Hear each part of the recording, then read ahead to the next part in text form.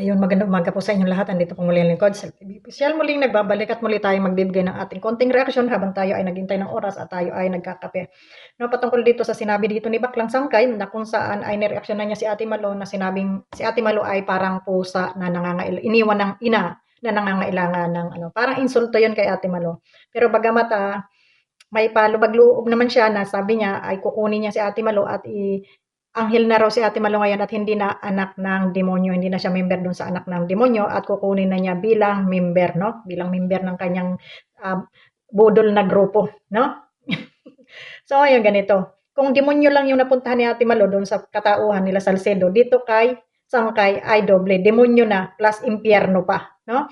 Impyerno yung pinuntahan mo, Ate Malo, kung dito ka rin lang sasanib kay Sangkay. Walang pagkakaiba, bumalik ka rin sa Kalingap. Akala ko ba aayaw mo sa Kalingap, pero kung dito ka magpapasakop kay Sangkay na ginagamit lamang ang Kalingap, ay wala ka ng pagkakaiba dito sa mga ito na sasabihin sa iyo ay isang kang manggagamit na alam ko naman na ayaw mong marinig yan sa iyo, no? So kung ako sa iyo, total, ayaw mo rin nandun sa offer ni Kuya Bal na bumalik ka sa Kalingap, hinihimo ka, pero kung dito ka kay Sangkay sasanib, nasan ba si Sangkay?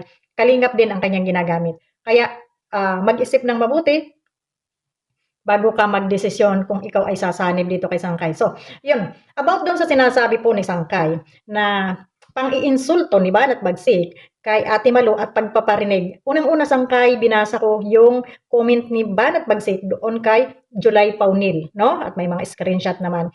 Walang pinangalanan doon si Banat Bagsik. Kung nagparinig man si Banat Bagsik doon sa mga sponsor na sinasabi niya, at ay hindi lamang si Ate Malo, hindi lamang si Ate Malo ang nasasakop doon sa sponsor na yun, kundi naandyan din naman, di ba, kaaway din naman niya si Marilyn Pablo, si Marilyn Chang. So, hanggat wala kang binabanggit, hanggat walang binabanggit na pangalan, Ate Malo, wag mong akuin dahil hindi lamang ikaw ang sponsor, no? Hindi lang ikaw ang sponsor na alam mo naman na maraming kalaban yan si Banat Bagsik na sponsor, kagaya na dyan ni Marilyn Pablo na isa rin namang nangungwinta sa kanya mga ibinigay. Di ba ga? So ngayon, dito na tayo kay Sangkay.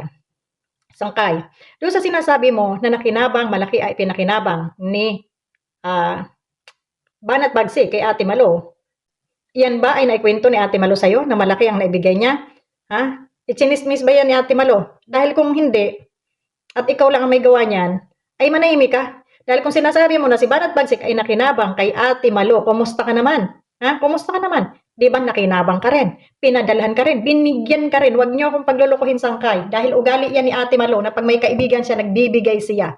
No? Nagbibigay siya. Kaya huwag kang manumbat hanggat hindi nanggagaling mismo sa bunganga ni Ate Malo. Kung si Ate Malo ang nanumbat dyan sa kanyang live, na sinumbatan niya na marami siyang naibigay kay Banat Bagsik, pwede kang magnangaw-ngaw dahil private, public na.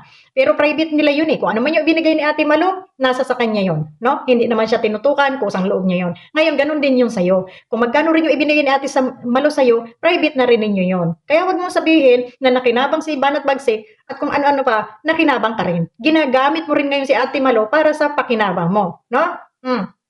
Di ba? Kaya wag makapal ang pagmumukha kung sinasabi mo na si Banat Bagsik ay bayaran. Kumusta naman yung pabubudol mo Sangkay? Hindi ka rin talaga tinatabla ng hiya. Kung makapal ang pagmumukha ni Banat Bagsik, mas dobling kapal ang pagmumukha mong utang ina mukha. Di ba? Ngayon, uutuin mo si Ate Malo para sumama sa'yo? Para pumasok diyan sa lungga mo? Uutuin mo? Ano bang ginawa mo kay Ate Malo no? Di ba ininsulto mo noon si Ate Malo? Ha? Di ba sinabihin mong nurid-nurite, hindi marunong magbasa, walang pinag-aralan, di ba? Grabing pang-iinsulto mo, ha? Pero nung binigyan ka ng pera ni Ate Malo, nung nakatanggap ka, ha? Nakatanggap ka ng ayuda, nanahimik ka, ngayon hindi mo na kinakalaban, pero pinapasaringan mo pa rin, pinapahiya mo pa rin. Di ba? Totoo na ikaw ay isang antay-kalingap Sangkay, dahil kung hindi ka isang antay-kalingap, iingatan mo ang kalingap na hindi mabas gaya ng ginagawa mo na pagre-reaksyon dyan kay Kuya Bal, na pinalapa mo sa mga basher mong tanga na katulad mo. Ngayon, buti, kung ako lang, doon na lang sa Ate Malo kay Salcedo. Kaysa naman mapunta sa iyo, Sangkay. Kasi si Salcedo, wala akong narinig na binuraot niyang, wala siyang binuraot na mga sponsor. No? Hindi siya namera. Nagngangaw-ngaw lang talaga ito si Salcedo dahil sa inggit. No? Pero yung mambudol, sa kapwa, wala. So kaya, kung doon si Ate Malo, kay Salcedo, ay safety yung kabuhayan ni Ate Malo. Pero pagdating sa'yo, Sangkay, alam kong huhut-hutan mo lang si Ate Malo. Di ba? Mas kung papiliin ako kay Salcedo at kay Sangkay, doon na lang si Ate Malo kay Salcedo. Nakakasiguro pa ako na hindi huhut-hutan ni Salcedo itong si Ate Malo. Pero ikaw, Sangkay, wala na akong katiwa-tiwala sa'yo dahil nga hut-hutero ka nga. Ngayon, nagpapalapad ka, kaya siya aangkunin mo, dadamputin mo si Ate Malo. Ano yung si Ate Malo? Ha? Ate Malo, papayag ka na gawin kang puting? Basta lang ang damputin dahil sa sinasabi niya na ikaw ay iniwanan ng nanay mo at inilagay dyan para kang puting, ginawa kang pusa. Payag ka? Para ano? Ha? Isumbat sa'yo pagdating ng araw? Na ikaw nga, noon iyak-iyak ka, wala kang mapuntahan, ano, kinuha kita, kinumport kita, bla bla bla. Oh, ngayon sinasabi ni Sangkay na hindi na siya nang aaway sa mga taong napakinabangan niya. Ha? Dahil sinasabi niya na mayroon daw siyang utang na loob. So ibig sabihin, Sangkay, inamin mo rin na talagang nakinabang ka rin kay Ate Malo. Oh, 'di ba? Kaya magdahan-dahan ka ng pananalita. Ha? Magdahan-dahan ka ng pananalita mo. Nasasabihin mong bayaran si Bagsik, maraming napakinabang kay Ate Malo, bla bla bla. Hindi nga nanunumbat si Ate Malo. At ikaw naman, Ate Malo, hindi lahat ng comment dyan ay sasaluhin mo dahil hindi lang ikaw ang ano dito, hindi lang ikaw ano ni Bagsik. Hindi ka man inaaway ni Banat Bagsik. Ikaw man lang yung gusto mong makipag-away siguro, pero hindi ka inaaway sa totoo lang, 'di ba? Hindi ka inaaway. Masyado ka lang ano, lahat na lang ng comment dyan, akala mo parinig na sa'yo. Hindi mo ba naisip na ang dami-dami dyan? Andyan si Pablo, andyan si Marilyn Chang, andyan kung sino-sino. Huwag mong saluhin ang isang comment, ha? Na ito ay hindi naman para sa iyo, na wala ka namang pangalan doon. Kung kagaya ng sinabihan ni Kuya Bal na anak ng demonyo, sila lang naman yung sinasabihan niya, si Sangkay, si Joel Salcedo, yung mga nag-antay sa kanya, yung mga nag-traitor sa kanya. Di ba? So, ayun. At kung may naibigay ka man kay Banat Bagsik, ay pasalamat ka at ikaw ay nakatulong. Huwag mo nang ungkat-ungkating kahit kanino. Dahil iyan ang pagmumulan ng malaking gulo, Ate Malo, kasi pag ang tao pinahiya mo, na ikaw nga nakinabang sa akin, ikaw nga ganito, tapos hindi ka naman inumpisa ng ano at ikaw lang yung nag-umpisa, ay mapapaaway ka talaga, no? Kaya, ano, sa akin lang, dahan-dahan ka dyan kay Sangkay, dahil kilalang kilala, so, yan ang sinasabi mo, kilala mo na ngayon. Ngayon lang, dahil nakinabang din sa'yo, kakampihan ka. Pero yung totoo, Ate Malo, hindi mo tunay na kaibigan yung mga yan. Ewan ko, sali ka rin lang pala naman sa Kalingap. Dyan ka pa kay Sangkay sumali. Kahit doon kay Birador ka na lang sana kung ayaw mo dito sa grupong iniwanan mo. Di ba? O kaya, doon ka kay Pedring. Ay, wag doon kay Pedring kasi isa pa rin budol yung hayop na yun. Doon ka kay, ano, ang daming ano dyan, ang daming mga, ano, na pwede kang sumali sa kanila. Andyan yung Karaba, kung talagang gusto mo, doon ka. Di ba? Ang daming grupo dyan. Tapos kay Sangkay ka pa talaga. O sabagay, pre na nga naman pala kayo kay Sangkay at sabi mo nga, ay, hindi mo nakita sa amin yung pagiging kaibigan at dyan mo kay Sangkay nakita, ay bahala ka na. Basta kami, hindi man kami nangaway sa'yo, ikaw lang yung kusang lumayo dito sa amin.